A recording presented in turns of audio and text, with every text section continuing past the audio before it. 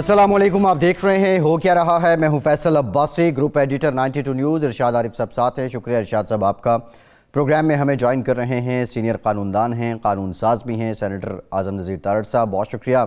Senator साहब आपके वक्त का। आपसे गुफ्तगू करते हैं। स्टेट बैंक की जानिब से मॉनेटरी पॉलिसी का ऐलान कर दिया गया है। शरह सूद में जो 100 बेसिस पॉइंट्स हैं उनका इजाफा हुआ है और अब शरह सूद जो है वो 9.75% है। सवाल ये है कि शरह सूद जब बढ़ रही है, महंगाई भी बढ़ रही है, क्या सरमायाकारी भी बढ़ेगी? और अगर सरमायाकारी नहीं बढ़ती तो बेरोज़गारी में कमी कैसे वाक़ होगी, गुर्बत में कमी कैसे वाक़ होगी? दूसरी जानिब अगर सियासी मंजरनामे की बात करें तो मुस्लिम लीग नून जो है एक मरतबा फिर से एक बहस जन्म ले रही है शाहिद खाकान अब्बासी के इस बयान के बाद कि आइंदा जो शहबाज शरीफ साहब हैं नून लीग की जानिब से वही वज़ारत उज़्मा के उम्मीदवार होंगे, जबकि एक और सीनियर लीगी रहनुमा मोहम्मद ज़ुबैर ये कहते हैं कि जो कैंपेन आइकॉन हैं, जो क्राउड पुलर हैं, मुहिम चलाने के अंदर जो अपना खासा रखती हैं वो मरियम नवाज़ साहिबा हैं, लेकिन जो कानूनी रुकावटें हैं क्योंकि अदालत की जानिब से उनको नाअहल करार दिया गया है तो वो इस वजह से इलेक्शन तो कंटेस्ट नहीं कर सकती हैं। अब ये मामला क्या है इस पर भी मुफस्सल बात करेंगे, गवादर के धरने का भी जिक्र करेंगे। इरशाद साहब, शाहिद खाकान अब्बासी साहब को लेकर एक वक्त तक लगता था कि मरियम नवाज़ के कैंप में अगर नवाज़ शरीफ या मरियम नवाज़ अहल नहीं होते तो शाहिद खाकान अब्बासी ही वज़ारत उज़्मा के लिए सूटेबल उम्मीदवार होंगे, लेकिन अब जब वो शहबाज शरीफ साहब को नामज़द कर रहे हैं या इस बात का ऐलान कर रहे हैं तो क्या ये समझ लिया जाए कि नून लीग में सब अच्छा हो गया है, बयानियों की जंग जो है उसमें ठहराव आ चुका है? आपको याद होगा कि हमारे ही प्रोग्राम में साबिक स्पीकर जनाब अयाज सादिक साहब ने कहा था कि हमारे जो दो मुख्तलिफ बयानी, तासुर ये मिलता है कि दो मुख्तलिफ बयानी हैं, इनको मर्ज करके एक बयाना सामने लाना होगा, आवाम की और कारकुनों की कन्फ्यूजन ख़त्म करनी होगी और एक पेज पर हमें चलना होगा। मेरा ख़्याल है वो वक्त आ गया है और ये कम अज़ कम तय हो गया है कि अब शहबाज शरीफ साहब लीड करेंगे पार्लिमानी महाज पर पार्टी को और सियासी महाज पर या अवामी महाज पर मरियम नवाज़ साहिबा काम करती रहें और लीड करती रहें, उनको कोई एतराज़ नहीं होगा। लेकिन जो पार्लिमानी मामलात होंगे वो शहबाज शरीफ साहब ही चलाएँगे और ये इसलिए भी करीने क़यास लगता है कि जो कोशिशें नवाज़ शरीफ कैंप की तरफ से या शरीफ ख़ानदान की तरफ से हो रही थी कि जी हमें लेवल प्लेइंग फील्ड मिलनी चाहिए मुस्लिम लीग को, और मुस्लिम लीग ये कोशिश कर रही थी, शहबाज साहब भी कोशिश कर रहे थे, कुछ और भी कर रहे थे, तो लेवल प्लेइंग फील्ड मिलने का मतलब ये है कि इमरान ख़ान के मुकाबले में, तहरीक इंसाफ के मुकाबले में, मौजूदा हुकूमत के मुकाबले में आपको लेवल प्लेइंग फील्ड मिल सकती है उस सूरत में कि आपने जो एक एंटी इस्टेब्लिशमेंट या कहा जा रहा है एंटी कोर्ट्स या अदलिया के मुनाफी और फ़ौज के और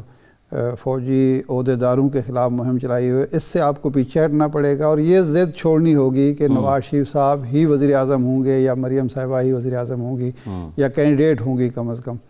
तो बज़ाहिर तो यही लगता है, लेकिन अब सियासत में कोई बात हरफ आखिर नहीं होती। बड़े बड़े दावे भी किए जाते हैं, वादे भी किए जाते हैं, बातें भी होती हैं, मुआहदे भी होते हैं, लेकिन वो तो आपको पता है कि आसिफ ज़रदारी साहब कहते हैं मुआहदे जो हैं या वादे जो हैं वो कुरान हदीस नहीं होते। लेकिन तारड़ साहब हमारे साथ मौजूद हैं, आज़म नज़ीर तारड़ साहब, बहुत शुक्रिया। हम मेरे ख्याल आगाज़ यहीं से करेंगे, आपसे पूछेंगे कि शाहिद खाकान अब्बासी साहब जो बात कह रहे हैं, अब ये पार्टी के अंदर तय हो गया है कि शहबाज शरीफ साहब ही क़यादत करेंगे और वो दरमियान में एक थोड़ी सी जो चपकलिश नज़र आती थी वो ख़त्म हो गई है? जी बहुत शुक्रिया इरशाद साहब, आप दुरुस्त बात फरमा रहे थे कि ये सब क़याफ़ा आराइयाँ होती हैं और मेरे ख्याल में जो पॉलिसी डिसीजंस में और क़याफ़ा आराई में या अंदाजे में बहुत ज़्यादा फ़र्क होता है। अगर आप उनका पूरा वो बयान देखें जो गुफ्तगू कर रहे थे शाहिद खाकान साहब, उन्होंने बड़ी बिल्कुल नेचुरल टोन में ये बात की कि देखिए जब पार्टी की सदारत शहबाज शरीफ साहब के पास है और पार्टी की पार्लिमानी क़यादत भी वही कर रहे हैं और इसी वजह से वो लीडर ऑफ अपोजिशन हैं, जो कि पार्टी को सबसे बड़ा ओहदा पार्लिमानी सियासत में मिला हुआ है, उस पर शहबाज शरीफ साहब इस वक्त बराजमान हैं। तो ये कोई अचंभे की बात नहीं है कि वो कल को वज़ारत उज़्मा के उम्मीदवार ना हो। اور میرے خیال میں وہ اس کی اہلیت بھی رکھتے ہیں اور ان کا جو تجربہ ہے سیاسی اور پارلیمانی دونوں چیزیں وہ ان کو اس حوالے سے ایک سوٹیبل کینڈیڈیٹ کے طور پہ سامنے لے کے آتا ہے. دوسری بات رہی کہ اگر آپ کمپیریزن میں جائیں تو مریم صاحبہ دیکھیں پارٹیز کے اندر اور فیملیز کے اندر کوئی کمپیریزنز نہیں ہوتے اور آپ رستہ دیتے ہیں ایک دوسرے کو. ان دوسری کوئی رائے نہیں ہے کہ مریم نواز صاحبہ جو ہیں وہ بہت پاپولر ہیں، کراؤڈ پولر ہیں، لوگ انہیں آگے دیکھنا چاہتے ہیں، لیکن انفارچونیٹلی جس طرح کے حالات سے اس وقت وہ گزر رہی ہیں اور جو آج کی صورتحال ہے کہ جو اکاؤنٹیبلٹی کورٹ کی کنوکشن جو ہے جو کہ پروکیور کی گئی ان کے لیے، اس کی موجودگی میں ظاہر ہے it can not be said کہ جی وہ پارٹی کی طرف سے کینڈیڈیٹ آئیں گے، لیکن ٹائمز آئیں گے جب انہوں نے اپنا ایک مقام پیدا کیا ہے، ان کی ایک جد و جہد ہے،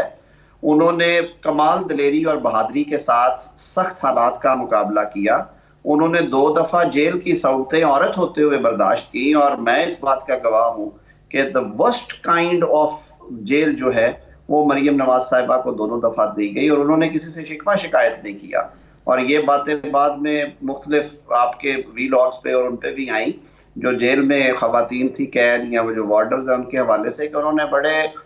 حوصلے اور صبر سے جیل کاٹی ہے. اور ساری دنیا جانتی ہے کہ یہ سزائیں جو ہیں ان کی بیک گراؤنڈ کیا ہے. تو ظاہر ہے جو اتنی استقامت کے ساتھ لیڈر کھڑا ہے، پارٹی کے کارکنان کی یہ خواہش ہوتی ہے کہ وہ اسے بلندیوں پہ دیکھے. اور یہ کوئی ایسی انہونی بات نہیں ہے کہ اگر یہ بات بھی آئے کہ وہ ایک سوٹیبل کینڈیڈیٹ ہوں گی، لیکن ظاہر ہے اس تک پہنچنے کے لیے جو قانونی رکاوٹیں حائل ہیں ان کا دور ہونا ضروری ہے. تو شاید خاقان صاحب نے بڑی بیلنسڈ بات کی، انہوں نے کہا اس وقت جو حالات نظر آ رہے ہیں اگر کوئی ایسی سٹیج آتی ہے قبل از وقت انتخابات ہوتے ہیں اور ان انتخابات میں آپ نے ایک سلوگن دینا ہوتا ہے کہ پارٹی کس کو پروجیکٹ کر رہی ہے، تو شہباز شریف صاحب ایک اچھی چوائس ہوں گے. طاہر صاحب یہ فرمائیں کہ کیا آپ کی پارٹی لیڈرشپ یہ سمجھتی ہے کہ قبل از وقت انتخابات اس ملک میں ہو سکتے ہیں؟ کیا موجودہ حکومت کو ٹرم پوری نہیں کرنی چاہیے؟ ارشاد عارف صاحب یہ میری ذاتی رائے ہے، یہ میری پارٹی کی رائے نہیں، کیونکہ جب ہم ٹیلی ویژن پہ بیٹھتے ہیں تو آپ کو بھی پتہ ہے اور میں بھی یقین کی حد تک کلیئر ہوں کہ ہم سینٹرل ایگزیکٹو کمیٹی سے کوئی اجازت نامہ لے کے نہیں بیٹھتے کہ میں نے یہ بیان جاری کرنا ہے تو اس کو پارٹی کا بیان سمجھا جائے. صحیح. ایک صورت تو یہ ہوتی ہے کہ چپ رہا جائے اور سوال کا جواب نہ دیا جائے. ایسی صورت میں آپ ناراض ہو جاتے ہیں، آپ کہتے ہیں جی آپ کی تو اپنی رائے کوئی نہیں ہے. تو میں اپنی ذاتی رائے دوں گا، یہ میری پارٹی کی رائے نہیں. میں سمجھتا ہوں کہ مس گورننس کے جو ریکارڈ قائم کر دی ہیں موجودہ حکومت نے اور جس برے طریقے سے حکومت کی جا رہی ہے اور ملک کو جو معاشی مسائل کی دلدل میں دھکیلا جا رہا ہے، اگر ہم اس ملک کی سلامتی چاہتے ہیں اور اس ملک کے عوام کی خوشحالی یا کم از کم ان کی سروائیول چاہتے ہیں تو لازماً مڈ ٹرم انتخابات کی ضرورت ہے تاکہ لوگ اپنی چوائس کی گورنمنٹ لے کے آئیں، وہ گورنمنٹ جس کو عوام کی تکالیف کا احساس ہو، نہ کہ وہ IMF کے ہیڈ کوارٹر سے پوچھ کے اپنی پالیسیز مرتب کرے. میری یہ ذاتی رائے ہے. یعنی آپ کی ذاتی رائے وہی ہے جو بلاول بھٹو کی یا پیپلز پارٹی کی ہے کہ جی ہمیں پارلیمانی عدم اعتماد کی تحریک کے ذریعے موجودہ حکومت کو تبدیل کر دینا چاہیے، ٹائم نہیں دینا چاہیے؟ دیکھیے اس میں 2 طریقے ہیں نا. جو عدم اعتماد کر کے حکومت تبدیل کرنا ہے وہ بھی ایک آئینی رستہ ہے. میں تو قانون کے طالب علم کے طور پہ اسے غیر آئینی یا ماورائے آئین اقدام نہیں سمجھتا، اس لیے کہ میں تو آئین پڑھنے والا طالب علم ہوں اور آئین اگر ایک چیز پرووائڈ کرتا ہے تو وہ چیز غیر سیاسی بھی نہیں ہو سکتی اور وہ غیر قانونی بھی نہیں ہو سکتی. ٹھیک ہے. اور وہ عین آئینی طریقہ ہے. اس کے بعد آپ یہ ضرور کر سکتے ہیں کہ اگر کوئی ایسی صورتحال پیدا ہوتی ہے اور سکسیسفلی اپوزیشن جو ہے پارلیمانی اپوزیشن اگر وہ سکسیسفلی اس پہ نکل آتی ہے تو نیچرلی اس کو آگے چلا کے تو پھر آپ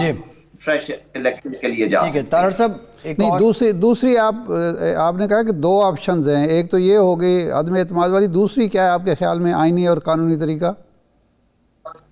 آئینی قانونی طریقہ اسی راستے کی دوسری گلی ہے کہ جب آپ عدم اعتماد کر لیتے ہیں تو پھر جو نیا سیٹ اپ ہے وہ فریش الیکشنز کے لیے کر سکتا ہے. ٹھیک ہے. تیسری صورت یہ بھی ہے کہ اگر کوئی حمیت اور غیرت ہو سیاسی طور پہ موجودہ حکمران جماعت میں تو جو صورتحال سے اس وقت ملک دوچار ہے اور جتنا تھن ڈیفرنس ہے ان کے پاس پارلیمان میں، ایک ہاؤس میں ان کو 1 ووٹ سے پیچھے ہیں اور دوسرے ہاؤس میں ان کی 12-13 ووٹوں کی ٹوٹل اکثریت ہے، تو انہیں خود چاہیے کہ اس گرداب سے نکالنے کے لیے ملک کو وہ خود جائیں نئے انتخابات کی طرف۔ جی ٹھیک ہے۔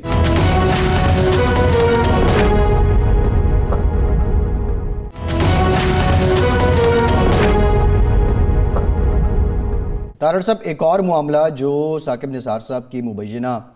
آڈیو ٹیپ تھی، اس سے متعلق جس ادارے کی جانب سے وہ ٹیپ پبلش کی گئی، اس نے کہا کہ فرینزک کروایا، یہ ٹھیک ہے۔ آج ایک اور ڈیولپمنٹ ہوئی، ایک نجی چینل کی جانب سے اس کا فرینزک کروایا گیا، انہوں نے کہا کہ یہ فورسڈ ہے، یہ جعلی ہے، فرینزک میں اس کی تصدیق نہیں ہو سکی کہ یہ اصلی ہے۔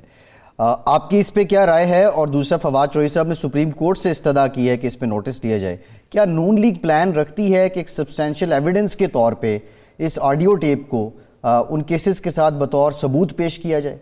یا آپ قانونی طور پر سمجھتے ہیں کیا جا سکتا ہے؟ بالکل ہوتی ہیں جی۔ آپ کو یاد ہوگا شہید بے نظیر بھٹو صاحبہ کی جو کنوکشنز ختم ہوئی تھی وہ ٹیپوں کی بیسس پہ کی تھی انہوں نے، it was one of the main grounds. اور آج کل تو سزائیں ہوتی ہیں اور بریتیں ہوتی ہیں ٹیپس پہ، لیکن میں دوسری بات یہ بھی سمجھتا ہوں کہ ہم نے سپریم کورٹ بار ایسوسی ایشن اور پاکستان بار کاؤنسل کے جو ریزولوشنز دیکھے، اور میں تو کیونکہ اپنی بار باڈیز کی لائن کو بھی ٹو کرتا ہوں، انہوں نے بڑی خوبصورت بات کی ہے۔ انہوں نے کہا ہے کہ اگر ہمارے ملک میں 3-4 ایسے لوگ بھی نہیں ہیں جو کہ غیر متنازع شخصیات ہوں، ان میں ریٹائرڈ ججز آف سپریم کورٹ بھی ہو سکتے ہیں، کوئی سول سوسائٹی کے ٹاورنگ جیسے کوئی سینئر جرنلسٹ ہیں وہ ہوں، کوئی سینئر موسٹ لائرز میں ایسے نام ہیں جن کی بڑی عزت تکریم ہے، there should be a truth commission. دیکھیں، جب ایک پرسیپشن ہے، ارشاد عارف صاحب قانونی طور پہ یہ بات پتہ نہیں کتنی مضبوط ہے یا نہیں ہے، لیکن باہر کیف ایک پرسیپشن ہے کہ ایک انجینئرڈ موو تھی جس کے ذریعے میاں نواز شریف کو سین سے ہٹایا گیا، اور پھر انتخابات کے عین موقع کے اوپر ان کی کنوکشن جو ہے وہ اناؤنس ہوئی، حالانکہ وہ اپنی ایلنگ وائف کو کورٹ کی اجازت سے پوچھنے کے لیے گئے ہوئے تھے اور ان کی عیادت کر رہے تھے، اور وقت نے ثابت کیا کہ وہ بڑی کریٹیکل پوزیشن میں تھی، اور یہ کوئی خدا نخواستہ اغوا برائے تاوان یا دہشت گردی کا مقدمہ نہیں تھا۔ وائٹ کالر کرائم کے کیسز پاکستان میں کتنے ہیں جو سال 8 مہینے میں ڈیسائیڈ ہوئے؟ تو ساری ٹائمنگ اور وہ چیزیں، اور اس کے بعد پہلے ایک شخص بول پڑا، وہ جج تھے اس کورٹ کے، انہوں نے کہا میری تاریں کسی گئی اور یہ کیا گیا، پھر ایک اعلیٰ عدلیہ کے جج صاحب نے بیان جاری کیا، اور وہ بیان آج تک سپریم کورٹ کی فائلز پہ موجود ہے۔ انہوں نے دوبارہ سپریم کورٹ میں کہا کہ مجھے جو حساس ادارے ہیں اس کی طرف سے پریشر تھا کہ آپ نے ان کیسز کو اس طرح سے ڈیل کرنا ہے۔ اس کے بعد پھر یہ تیسری بات آئی، ایک جی بی کے چیف جج نے کہا کہ میری موجودگی میں اس وقت کے چیف جسٹس صاحب نے فون پہ ہدایات جاری کر رہے تھے، اور میں نے اور میری بیگم نے سنا، پھر یہ آڈیو بھی آ گئی۔ دیکھیں، جب یہ چیزیں بار بار ہو رہی ہوں، ہمارا تو کم از کم بطور انسان میں سمجھتا ہوں، میرا ایکسپیرینس یہ ہے کہ یہ جو افواہیں ہیں یہ غیر مصدقہ جتنی بھی ہوں، لیکن ان کے پیچھے کوئی نہ کوئی بنیاد ہوتی ہے۔ یہاں پہ تو ثبوت آ رہے ہیں ایک کے بعد دوسرا، تو کیوں حکومت کیوں اس میں پسو پیش ہے، یا ہماری عدالتیں کیوں اس سے شرماتی ہیں، اور کیوں نہیں یہ پرسیپشن جو ہے اس کو دور کرنے کے لیے ایک انڈیپینڈنٹ اعلیٰ سطحی آزاد کمیشن تشکیل دیا جائے، جس میں کوئی سینئر پارلیمنٹیرین ہو سکتا ہے، جس میں عدالت عظمیٰ کے ریٹائرڈ جج صاحب ہو سکتے ہیں، کوئی سینئر صحافی ہو سکتا ہے، سینئر وکیل ہو سکتا ہے، اور وہ اس سارے ایپیسوڈ کی ایک دفعہ تحقیقات کر کے ایک رپورٹ دے دے تاکہ عوام کی بھی تسلی ہو، حکومت بھی چین کی نیند سوئے، اور عدلیہ پہ جو انگلیاں اٹھ رہی ہیں یہ سلسلہ بھی بند ہو، کیونکہ توہین عدالت کے نوٹس دینے سے لوگ یہ معاملہ حل نہیں ہوگا۔ طاہر صاحب، آپ نے محترمہ بے نظیر بھٹو کی مثال دی، انہوں نے اس ویڈیو کو، یا آڈیو تھی، اس کو اپنے کیس کا حصہ بنایا اور اس کو لے گئی عدالت میں، اور اس کے نتیجے میں ان کی کنوکشن ختم ہوئی۔ تو محترمہ مریم نواز صاحبہ اس موقع پر، جبکہ یہ سارا کچھ آیا بھی اس موقع پر جب ان کی درخواست ضمانت زیر سماعت ہے، تو یہ اپنے کیس کا حصہ کیوں نہیں بنا رہی؟ آپ ان کو بطور ایک قانونی ماہر کے مشورہ نہیں دیتے کہ وہ اس کا کیس کا حصہ بنائیں اور کنوکشن ان کی ختم ہو جائے گی؟ آپ اگر تھوڑا سا کیس کو فالو کر رہے ہیں تو آپ کو معلوم ہوگا کہ انہوں نے ایک مفصل درخواست دائر کر رکھی ہے جس میں تقریباً یہ ساری باتیں جو آلریڈی ہو چکی ہیں، کم از کم جو جسٹس شوکت عزیز صدیقی صاحب کا بیان حلفی ہے سپریم کورٹ آف پاکستان میں، اور جو ارشد ملک والا ایپیسوڈ تھا، ان دونوں کو انہوں نے کہا ہے کہ میرے کیس کا حصہ بنایا جائے۔ اگر عدالت آج تک اس پہ فیصلہ نہیں دے رہی، پچھلے 2 ماہ سے اس پہ صرف بات چیت ہوتی ہے، اور جب وہ کھل کے بات کرنا چاہتے ہیں ان کے وکیل تو ان کو روک دیا جاتا ہے کہ نہیں نہیں نہیں یہ بات نہ کی جائے۔ تو اگر اس طرح سے معاملات چلیں گے تو لوگوں کی تسلی تو نہیں ہوگی، لوگوں کے جو ذہنوں میں وہم یا ابہام ہیں وہ اسی طرح قائم رہیں گے۔ میں تو اسی لیے کہہ رہا ہوں کہ عدالتوں کو اب اس شیل سے نکل آنا چاہیے۔ میری عدالت کی عزت اسی وقت ہے جب لوگوں کا اعتماد بھی اس پہ غیر متزلزل ہے، اور جب کسی قسم کی کوئی پرسیپشن جو ہے وہ عدالت کے کنڈکٹ کے حوالے سے نہیں ہو۔ میں سمجھتا ہوں کہ ہمارے ملک میں یہ جو پرسیپشن بنا ہے اس کے پیچھے کوئی فاؤنڈیشن ہے، کوئی وجہ ہے جو بار بار یہ باتیں ہو رہی ہیں۔ تو کیوں نہیں، ہم کیوں شرماتے ہیں اس پہ فیصلہ دینے سے، اور کیوں نہیں ہم ایک انڈیپینڈنٹ کمیشن بناتے اور کہتے نہیں؟ آپ تارڑ صاحب آپ فواد چوہی صاحب کی اس بات سے ایگری کرتے ہیں کہ سپریم کورٹ کو اس پہ نوٹس لینا چاہیے اس آڈیو کے معاملے؟ دیکھیں، سپریم کورٹ، میں بڑے ادب سے عرض کروں گا، سپریم کورٹ اس میں فریق ہے۔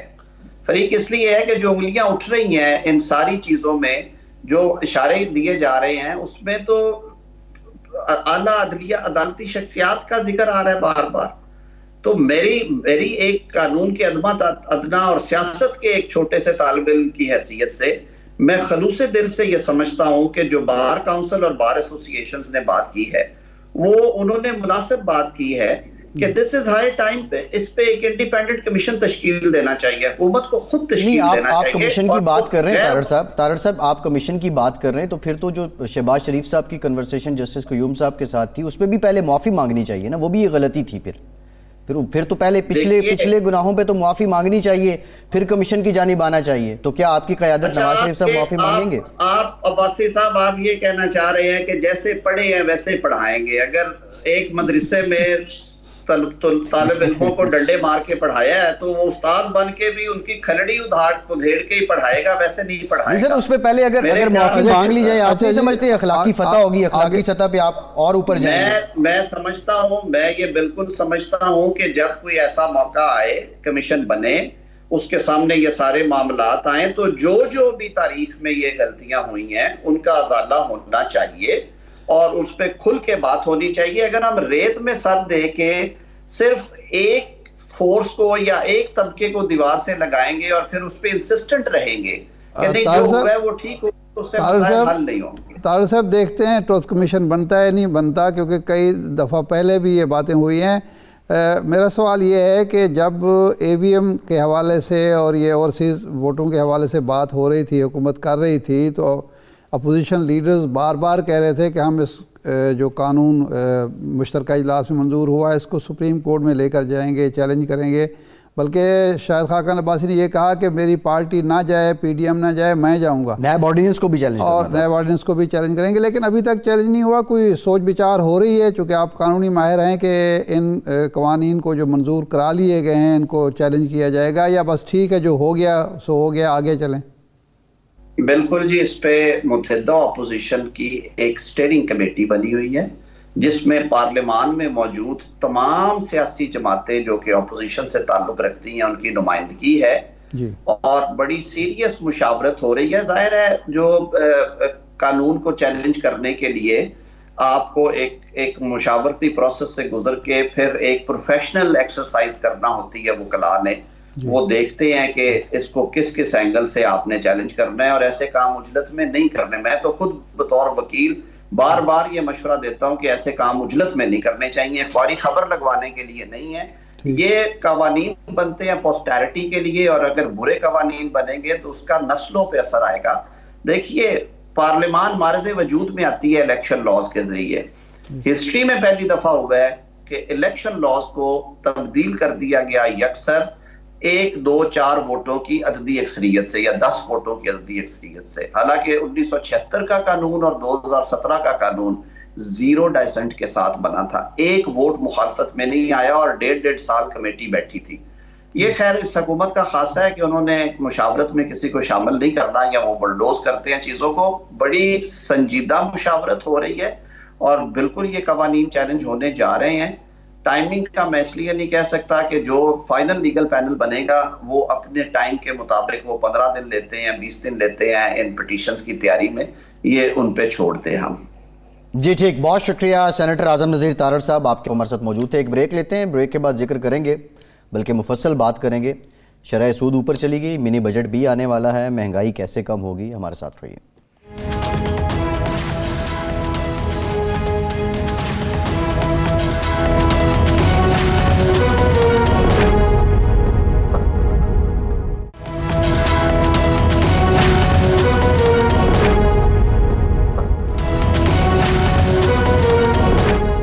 بریک کے بعد ایک بار پھر سے آپ کو خوش آمدید کہیں گے۔ ارشاد صاحب،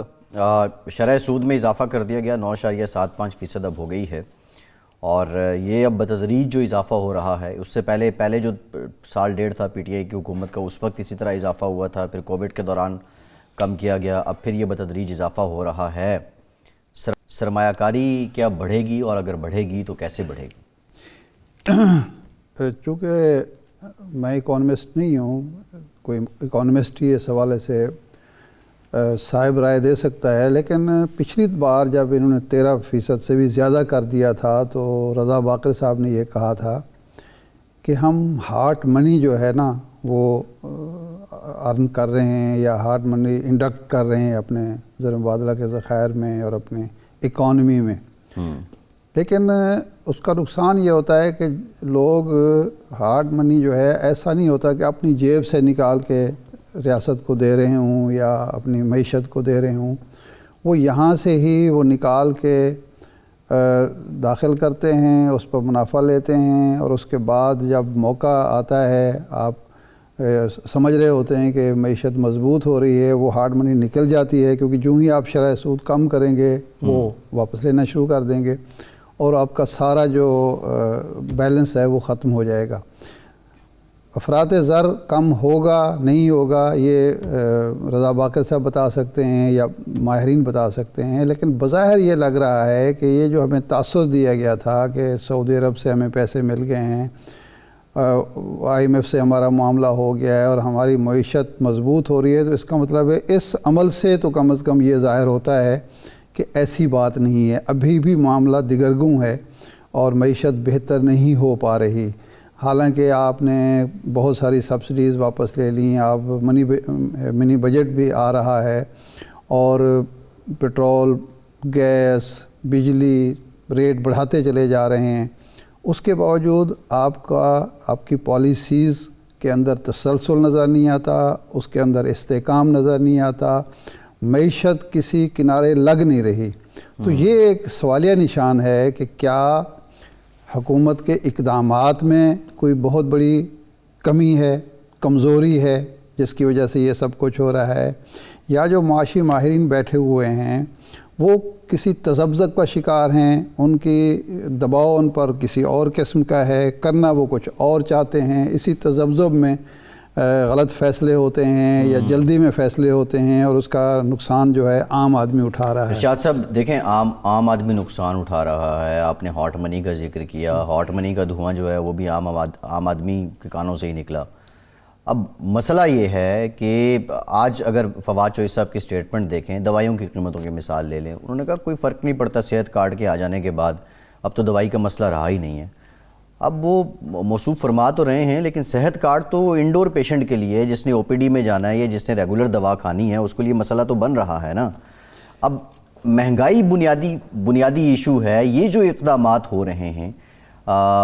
منی بل آ رہا ہے، شرح سود اوپر جا رہی ہے، اس کے بعد مہنگائی کم ہوگی یا بڑھے گی؟ اور صحت کارڈ جیسی سبسڈی یا دیگر راشن کارڈ جیسی سبسڈیز، اس کا اثر پھر کتنا ہو جائے گا؟ وہ اثر کتنا زائل نہیں ہوگا؟ یہی بات تو ہم بار بار کر رہے ہیں نا کہ آپ پبلک کی، عوام کی فلاح کے لیے، بہبود کے لیے، اس کی خوشحالی کے لیے کچھ کرتے ہیں، لیکن ساتھ ہی ایک ایسا قدم اٹھاتے ہیں جس کے نتیجے میں آپ کی وہ ساری کوششیں جو ہوتی ہیں وہ غدربود ہو جاتی ہیں اور وہ سارے کے سارے ان پر پانی پھر جاتا ہے. جی یعنی یہ ناقابل فہم بات ہے کہ خان صاحب کو یا ان کی جو کور ٹیم ہے ان کو یہ علم نہ ہو کہ آپ جو ایک ریلیف دینا چاہتے ہیں، اگر دودھ مہنگا، گندم مہنگی، چینی مہنگی، چاول مہنگے، دالیں مہنگی، اس کے بعد گھی مہنگا، اس کے بعد تیل مہنگا، بجلی مہنگی، گیس مہنگی، یہ ساری مہنگائی جو ہوگی اس ریلیف کو چٹ کر جائے گی. جی اور پھر اس کا کوئی تناسب نہیں ہے کہ کیا ایک شخص جس کے گھر میں 4 بچے ہیں، اسکول کی فیس دینی ہے، وہ تو بیمار ہوگا تو ہیلتھ کارڈ اس کے کام آئے گا نا. اللہ نہ کرے کہ بیماری آئے، وہی بہت بڑی نعمت ہے. اگر کسی 10 لاکھ کا سالانہ ایک فیملی کو ریلیف ملنا بہت بڑی بات ہے. لیکن کیا جو تعلیمی اخراجات بڑھ جائیں گے، جو کھانے پینے کے اخراجات بڑھ جائیں گے، جو ٹرانسپورٹ کے اخراجات بڑھ جائیں گے، جو افراط زر کی وجہ سے اس کی آمدنی کم ہو جائے گی، شرنک ہو جائے گی، وہ صحت کارڈ سے تو اس کو بیلنس نہیں کیا جا سکتا. بالکل ایسے. اس لیے ٹھیک ہے ریلیف دیں، لیکن یہ نہ ہو کہ ایک شعبے میں آپ ریلیف دیں اور کئی اور شعبوں میں اتنا زیادہ اپ سیٹ کر دیں کہ وہ سارا ریلیف جو ہے وہ آدمی کو محسوس ہی نہ ہو اور وہ سمجھے کہ جی میرے ساتھ یہ کوئی ہاتھ ہو گیا ہے. بالکل ٹھیک ہے. ارشاد صاحب، یہ بنیادی مسائل تو ہیں. گوادر میں 27-28 روز سے ایک دھرنا جاری ہے. وزیر اعظم پاکستان نے نوٹس پہ لیا ہے. ماہی گیر جو ہیں، بنیادی مطالبہ یہ ہے کہ جو ٹرالر ہے اس کے ذریعے جب وہ مچھلی کا شکار کرتے ہیں تو جو مقامی لوگ ہیں ان کے پاس وہ ٹیکنالوجی بھی نہیں ہے، وہ سہولتیں بھی نہیں ہیں، تو وہ شکار تو سارا وہی لوگ کر لیتے ہیں. پھر شہر کے اندر جو بنیادی سہولیات ہیں، صحت عامہ کی، تعلیم کی، اس سے متعلق بھی وہ مطالبات کر رہے ہیں. ناکامی کس کی ہے؟ بلوچستان گورنمنٹ کی زیادہ ہے یا وفاقی گورنمنٹ کی؟ اور 2 وزراء جن کو ٹاسک دیا گیا ہے، کیا لوگ وہ وزراء کے کہنے پہ اٹھ جائیں گے وہاں سے؟ دیکھیں، یہ معاملہ بلوچستان کے ساتھ پہلے گیس کے ایشو پر بھی ہوا. جی کہ گیس صوبہ خیبر پختونخوا اور پنجاب میں گھر گھر پہنچ گئی، لیکن بلوچستان کے کئی علاقے اس سے محروم رہے. جی اور جس کی وجہ سے وہاں احساس محرومی پیدا ہوا. اب گوادر جو ہے ایک لحاظ سے وہ وفاقی ٹیریٹری ہے، تو اس لیے جو بھی وہاں احساس محرومی پیدا ہوگا، مسئلہ پیدا ہوگا، وہ سیدھا وفاق پر انگلیاں اٹھیں گی. جی ہمارے ہاں پرابلم یہ ہے حکمرانوں کا، کوئی بھی ہو، ماضی میں بھی یہ ہوتا رہے کہ نئی بات نہیں ہے، کہ جب تک پانی سر سے اوپر نہ چلا جائے کوئی سوچتا ہی نہیں ہے. جی کسی کو خیال ہی نہیں آتا. اب یہ اتنے دن سے 3 ہفتے سے تو کم از کم یہ چل رہا ہے. آج فیصلہ ہوا کیبنٹ میں کہ جناب والا 2 رکنی وفد وہاں جائے گا. جی ہزاروں کی تعداد میں لوگ جمع ہیں اور وہاں انہوں نے بیٹھے ہوئے ہیں اور مطالبہ کر رہے ہیں، اور ان میں سے بظاہر کوئی ایسا مطالبہ نہیں ہے جو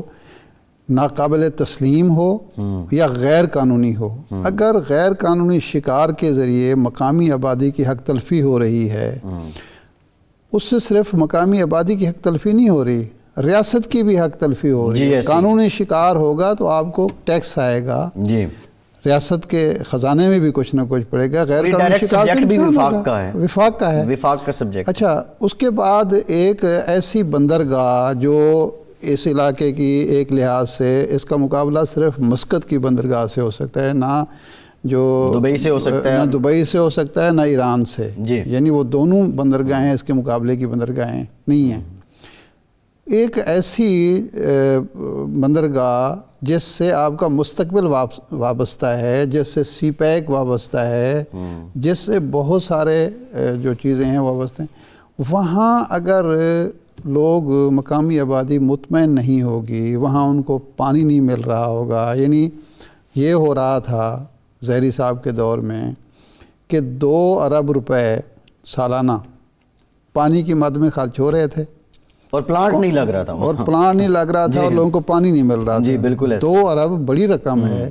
اور 2 ارب خزانے سے نکل کے جا رہے ہیں، وہ کھائے پیے جا رہے ہیں اور وہاں لوگوں کو پانی میسر. وہ انٹرسٹنگ بات یہ کہ وہ ڈسپوزیبل یوزز تھا ایک طرح سے، وہ کوئی مستقل بندوبست نہیں کیا جا رہا تھا، عارضی جو تھا، روزمرہ ضرورت پیسے وہ نکل رہے تھے، پیسہ جا رہا ہے لیکن کام کوئی نہیں ہو رہا. بالکل ایسے. پھر ہم رونا روتے ہیں کہ جی بلوچستان میں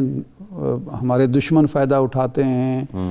وہاں جو علیحدگی کی تحریکیں اٹھائی جاتی ہیں یا یہ BLA ٹائپ جو دہشت گرد ہیں وہ اپنا، آپ 28 دن یا 25 دن یا 20 دن پہلے یہ ڈیلیگیشن چلا جاتا، اور وہ جماعت اسلامی کے ہیں مولانا ہدایت الرحمن، جی یہ یعنی کوئی ایسی نہیں ہے کہ PTM سے کوئی ان کا تعلق ہو یا کوئی ایسی تحریک اٹھائی گئی ہو جس کا فائدہ BLA شاہد صاحب اگر آج منصورہ والوں کو اتنا بڑا دھرنا لاہور میں کرنا پڑے شاید وہ نہ کر سکے جتنا ہدایت الرحمن صاحب نے وہاں پہ نہیں، اگر لاہور میں کریں تو اتنے دن تو پھر کوئی انتظار بھی نہیں کرے گا، انتظار بھی نہیں کرے گا، یعنی یہ تو پھر یہ جو جنوبی پنجاب ہے یا بلوچستان ہے یا فاٹا کے لوگ ہیں، جب یہ اعتراض کرتے ہیں کہ جی ہماری بات سنی نہیں جاتی، تو اس کا مطلب ہے کہ وہ درست ہوتے ہیں کہ 20 دن 25 دن آپ پرواہ نہیں کرتے۔ جی تو بہرحال اس پر وزراء جائیں گے، امید ہے کہ یہ معاملات جو ہیں وہ حل ہو جائیں گے۔ شاہ صاحب ایک بریک لیتے ہیں، بریک کے بعد جب آگے تو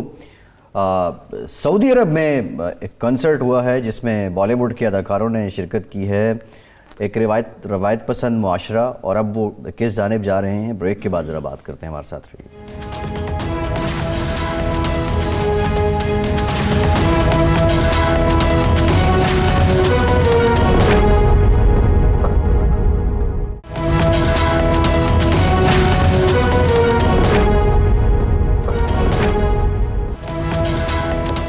بریک کے بعد ایک بار پھر سے آپ کا خیر مقدم کرتے ہیں۔ ارشاد صاحب، سعودی عرب کے شہر ریاض میں، بلکہ سعودی عرب میں پہلی بار ایسے ہوا کہ کسی بھارتی اداکار نے کنسرٹ پیش کیا،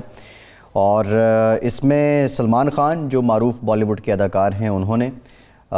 شلپا شیٹھی ہیں، جیکولین فرنینڈس ہے، اور دیگر اداکارائیں ہیں وہ شریک ہوئے، اور بڑی تعداد میں تقریباً 70-80 ہزار کے قریب لوگوں نے وہاں پہ شرکت کی ہے۔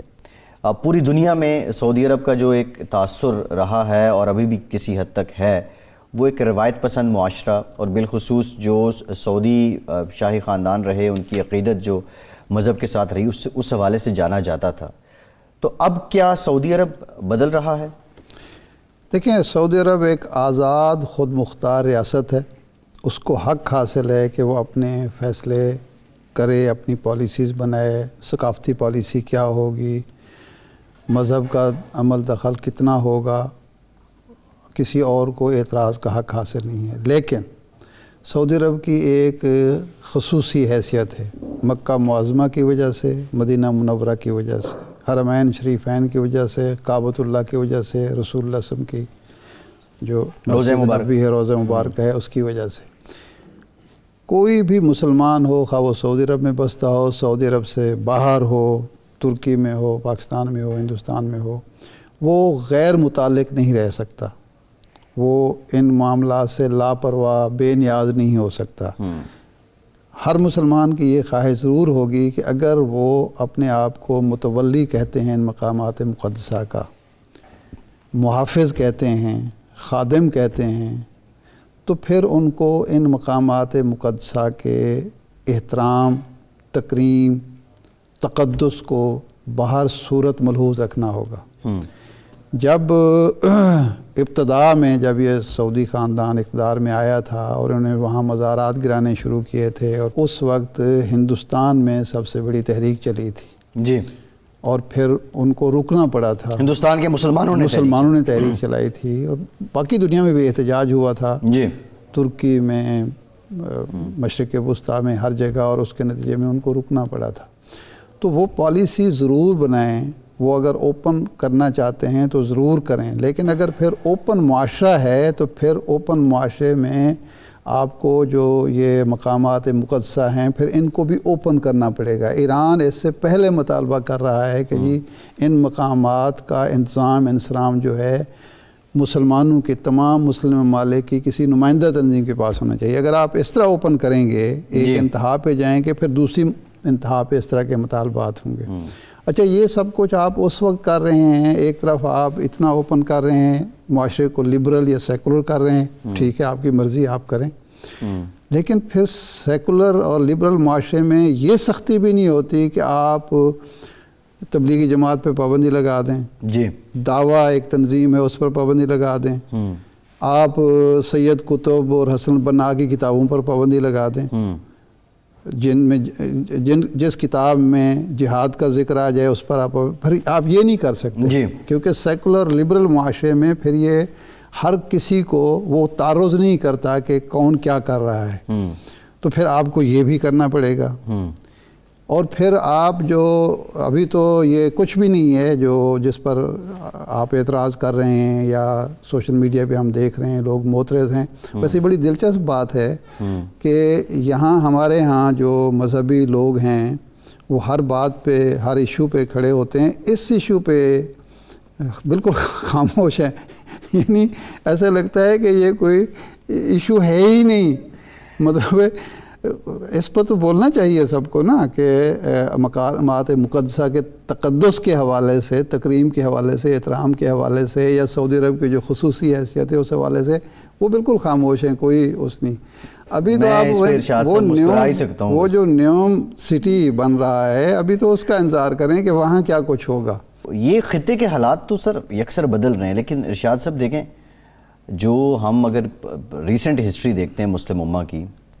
جو ایک اسلامک سمٹ تھا لاہور کا، اس وقت آل دو بھٹو صاحب کو پاپولیرٹی بھی ملی تھی، لیکن اس کا کریڈٹ یہ ضرور تھا کہ مسلمان کہیں نہ کہیں کسی پوائنٹ پہ اکٹھے نظر آتے تھے۔ پھر اسرائیل کو لے کے مسلم ممالک کا اور گلف ممالک کا ایک اتفاق رائے تھا اس کو تسلیم کرنے کے حوالے سے۔ اب تو ٹوٹلی آپ سمجھتے ہیں کہ وہ آئیڈیالوجی، وہ نقطہ نظر جو ہے وہ اب بدل چکا ہے، جس طرح اسرائیلی وزیر اعظم UAE آ رہے ہیں، سفارتی تعلقات۔ اس کا جو سب سے افسوسناک، بلکہ میں شرمناک کا لفظ استعمال کروں گا، وہ پہلو ہے، وہ یہ ہے کہ ان عرب ممالک نے، ان ریاستوں نے اپنے فائدے کے لیے یا امریکہ کو خوش کرنے کے لیے فلسطینی عوام کو بالکل بھلا دیا ہے۔ کشمیر کو تو وہ پہلے بھول چکے تھے، کشمیر پر تو ہمیں اب ان کی حمایت کبھی حاصل نہیں ہوتی، ہمیں ترکی حمایت کرتا ہے یا دوسرے ملک ایران کرتا ہے، باقی ملک یہ عرب ممالک نہیں کرتے۔ اب فلسطینی، یعنی اگر اسرائیل آپ کا کزن ہے، اسرائیلی آپ کے کزن ہیں، تو فلسطینی کچھ نہیں ہے۔ آپ کا مذہب کا رشتہ ہے، آپ کا زبان کا رشتہ ہے، آپ کا ثقافت کا رشتہ ہے، آپ کا علاقے کا رشتہ ہے، آپ کا تاریخ کا رشتہ ہے، وہ سارے رشتے آپ بھول گئے ایک کزن کی خوشنودی کے لیے۔ اور کزن بھی وہ ہے جس کے باقاعدہ نقشے ہیں اور جس کا باقاعدہ پروٹوکول ہے کہ اس نے اس پورے علاقے پر قبضہ کرنا ہے اور گریٹر اسرائیل آپ نے کزنز کی بات کر دی ہے جی۔ اب ایران کے ساتھ جو نوک جھونک شروع کر رکھی ہے اسرائیل نے حالیہ، اور وہ امریکہ کو بھی اس نے اعتماد میں لے لیا اور اب وہ کوئی شرارت کرنے کے موڈ میں ہے، پھر یہ ڈیولپمنٹ UAE والی ہے، پھر سعودی عرب کی ایک ڈیولپمنٹ ہے۔ اب اسرائیلی تو چلیں ان کا ایک اپنا ایک مذہبی سلسلہ ہے، وہ تو ہیں، وہ ایک اپنی اینٹی ہیں، لیکن یہ باقی سارے ممالک، ان کو آپ حریف سمجھیں، حلیف سمجھیں، یہ تو سارے مسلمان ہیں نا، اور ہم مسلم امہ کا لفظ استعمال کرتے ہیں۔ تصور امہ کہاں پہ ہے ارشاد صاحب؟ سوال یہ ہے میرا۔ تصور امہ ہمارے ہاں ابھی ہے، ترکی کے ہاں بھی ہے، ایران کے ہاں بھی ہوگا، عربوں کے ہاں وہ تصور نہیں رہا۔ وہ تو خالصتاً وہ جو امریکنز اور یورپین ہمیں کہتے تھے کہ جی صرف اپنے مفاد کے لیے سوچو، کوئی اور رشتہ نہیں ہوتا، مفاد کا رشتہ ہوتا ہے دو ریاستوں کے درمیان، دو اقوام کے درمیان، تو وہ تو اب اسی طرح سوچنا شروع ہو گئے ہیں۔ اور یہ حقیقت ہے کہ جس طریقے سے بھارت کے ساتھ تعلقات اور ہمارے ساتھ سردمہری کا ایک سلسلہ چلتا رہا ہے کشمیر کے ایشو پہ خاص طور پر، تو وہ تو اب صرف اسی حوالے سے دیکھیں۔ لیکن میں تو وہ کہہ رہا ہوں کہ بھائی اگر اسرائیل کے عزائم نہ ہوں، گریٹر اسرائیل کا ان کے ہاں تصور نہ ہو، اسرائیل ایک سیکولر ریاست ہو، اسرائیل ایک لبرل ریاست ہو، تو پھر کچھ جواز بنتا ہے۔ وہ تو اپنے مذہبی عقیدے پر قائم ہیں اور اپنے جو پروٹوکولز ہیں ان پر وہ قائم ہیں، وہ تو کبھی اس بات کو چھپاتے نہیں ہیں کہ جی ہم نے آگے کیا کرنا ہے۔ تو آپ اپنا کم از کم مفاد تو دیکھیں نا، صرف فوری جو مفاد عاجلہ جس کو ہوتے اس کو نہ دیکھیں، دور رس مفاد بھی تو سوال یہ دیکھیں۔ ہے کہ جو آپ اسرائیل کے نظریات کی بات کر رہے ہیں یا اسرائیل کے ویژن یا ان کے مشن کی بات کر رہے ہیں، اس کی تو بنیادی اساس ہی ان کا مذہب ہے۔ جی سوال تو یہ ہے نا۔ بالکل۔ اب جو ہم بطور مسلمان جو اسلام ہیں، کسی بھی مکتبہ فکر سے ہوں، اسلام ان جنرل بات کر رہے ہیں، ہمارا ویژن، ہمارے مشن جو ہیں وہ کس پہ ہیں؟ مفاد عاجلہ پہ ہیں یا سعودی عرب ایک ایسا ملک تھا کہ جس کو تصور کیا جاتا تھا کہ اس کا قانون جو ہے وہ اسلام کے بنیادی اسلامی اساس کے مطابق ہے، اب اس طرح کے معاملات وہاں بھی ہو رہے ہیں؟ نہیں، یہ صرف سعودی عرب کا تو مسئلہ نہیں ہے، تو یہ پورا عرب خطہ جو ہے نا. جی اچھا، ماضی ایک تو ترکی کی مثال ہے، یعنی جو خلافت عثمانیہ کا انہدام ہوا، خاتمہ ہوا، وہ سب کے سامنے تاریخ ہے. جن لوگوں کو پتہ ہے کہ برطانیہ کیا سازشیں کر رہا تھا، فرانس کیا سازشیں کر رہا تھا، جرمنی کیا کر رہا تھا، روس کیا کر رہا تھا، اٹلی کیا کر رہا تھا، اور اس کے حصے بکھرے کرنے کا جو منصوبہ بنایا گیا وہ آخر پورا ہوا، اور عرب کس طرح استعمال ہوئے. ایک تو بہت پرانی بات ہے یہ، چلو اس کو 100 سال تقریباً ہو گئے. یہ جو صدام کی اور عراق کی، یہ جو لیبیا کی، یہ تو تازہ مثال ہے. جی. جس وقت تک لیبیا اڑا رہا اپنے موقف پہ، ڈٹا رہا اپنے موقف پہ، جس دن تک صدام حسین اپنے موقف پہ ڈٹا رہا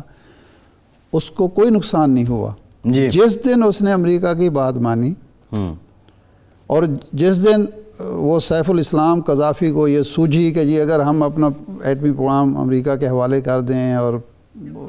تو ہمارے مسائل حل ہو جائیں گے، جس دن مانی اس دن تباہ ہو گئے. وہ مسائل کیا یہ حل ایک ہوئے؟ تازہ مثال ہے کہ جب تک آپ اپنے موقف پر، عقیدے پر، اپنی رائے پر، اپنے اصول پر ڈٹے رہیں گے، آپ کو خطرہ نہیں ہوگا. خطرہ اس دن ہوگا جب آپ پیچھے ہٹیں گے، اور جب ایک قدم آپ پیچھے ہٹتے ہیں تو پھر اس کی انتہا نہیں ہوتی، پھر ہٹتے چلے. بڑے انٹرسٹنگ بحث ارشاد صاحب جاری تھی. اب اس میں جو معاشی مسئلے تھے اور معاشی چیلنجز اور مجبوریاں ہیں وہ بھی شامل کر لیتے، لیکن پروگرام کے ٹائم کے بہت شکریہ آپ کا. آج کے پروگرام سے اتنا ہی.